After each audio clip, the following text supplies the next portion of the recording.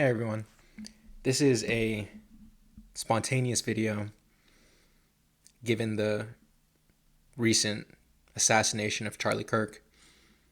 It's going to be more stream of consciousness and me just trying to get my thoughts out there. So if that's not something you're interested in, go ahead and click off. Maybe I can start with a little bit of background. So I first got into the sphere of conservative political commentary through Jordan Peterson.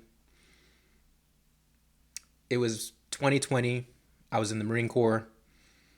I was struggling with juggling many things in my life. And I started reading 12 Rules for Life by Jordan Peterson. Great book, changed my life. I'm still a big fan of Dr. Peterson. And as I continued to get more engaged with his work, I then started to come across people like Ben Shapiro and Michael Knowles and all of the Daily Wire people, and then people like Steven Crowder and Charlie Kirk. And I'm not the biggest fan of Charlie Kirk, meaning I don't follow his content religiously as I do with Dr. Peterson, but I do think that he was a force for good. And I think he represented much of what Dr. Peterson represents, and that doesn't even have to be political necessarily. Like when I think about many of these men and women, people like Candace Owens when she was with the Daily Wire as well, and people like Megyn Kelly, I think of discipline. I think of the idea that if you put in the work, you can make a change for yourself and for those people around you in such a manner that things will be better. I get this idea of responsibility, of adventure, of getting up when you get knocked down. And I also associate it with masculinity. And so to the degree that Charlie Kirk was a great representative of those Christian values, of those great values, I really think that he was a force for good. And his assassination, to me, represents something culturally that I'm still trying to work through. I think in part it is a culmination, maybe not the highest zenith, but it's a peak in terms of our cultural conflict and ideological war that's going on here. For the past few decades, there's been this ideological war between masculinity and femininity. And if anyone out there is a Jordan Peterson fan, then you'll understand where I'm coming from. But if you think of masculinity as order, as structure, as discipline, and if you think of chaos as freedom and novelty and innovation, again, both of those components, order and chaos, having positive and negative elements, I think it's useful to view the past few decades politically, culturally, socially as a war on primarily the positive aspect of order and the positive aspect of masculinity. And I think that people like Charlie Kirk were fighting against that and were trying to stand up and were trying to help us as a culture separate the wheat from the chaff and saying like, yes, there are some elements of masculinity, of order, that can become too rigid and tyrannical and too authoritarian. And we do have to watch out for that. But we're going too far in the direction of saying that everything related to masculinity and discipline and order and structure is pathological.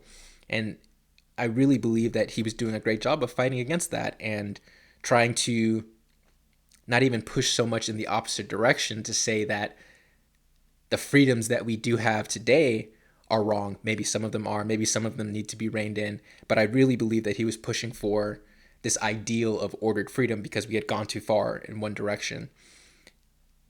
And so for someone to carry out this political assassination, and more so for there to be many reactions online from people who are celebrating his death, I'm trying to think through what does that mean for us culturally. Like we have a decision to make every single individual. There are some who see the celebration of Kirk's death as a justification for potentially more violence. And that's definitely not a good direction to go down. And there are others who are calling for political unification, and I think that's definitely a better road compared to the former.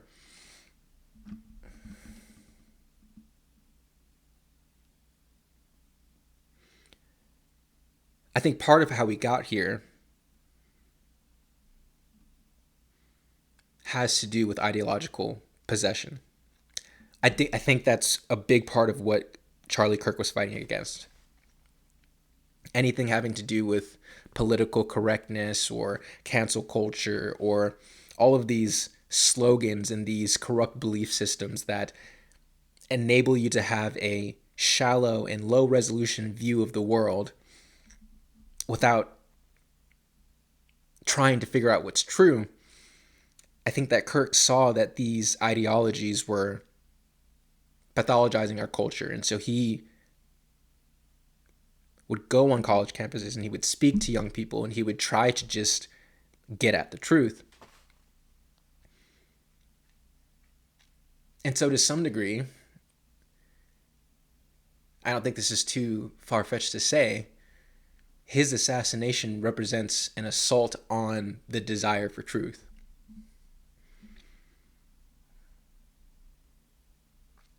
And so what are some things that we should do moving forward if we want our society to flourish, if we want to enable our culture to be able to go through this rough period of perhaps a couple of decades that we've been going through, to be able to resurrect and reunite and come out of this on the other side stronger. I think it's something that Dr. Peterson has been talking about for a long time now.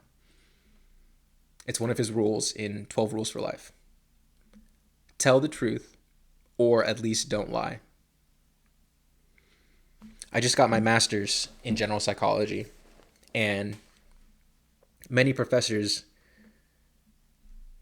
there would say things like cisgender male or cisgender heteronormative female.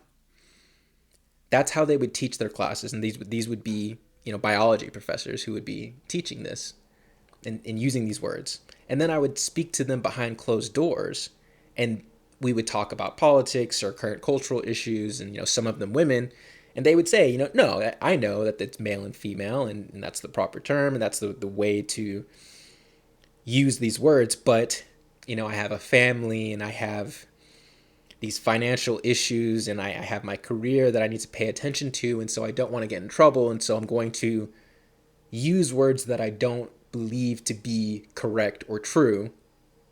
True is the better word. I'm going to use words that I don't believe to be true so that I protect myself, I protect my family, and I don't hurt anyone's feelings. And I just read a paper about the origins of the term political correctness by Frank Ellis. It was published in 2002.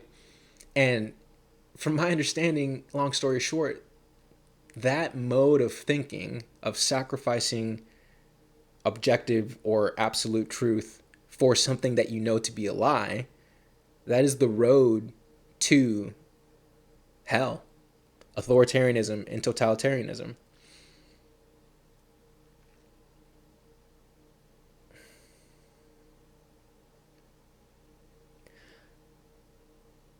I think that Kirk's sacrifice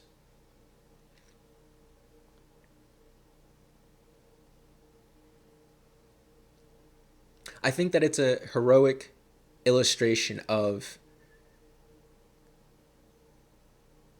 the fight for truth.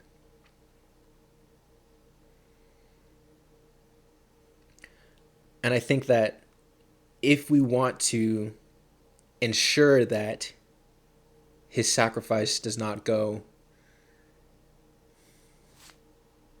unrecognized and that it has the impact that I believe it should have, I think it's incumbent on all of us as individuals in our daily lives to learn how to tell the truth or at least not lie, because it's when you get used to lying and deceiving yourself for whatever reason that you become fertile ground for ideological possession, such that you can rationalize any kind of behavior to yourself.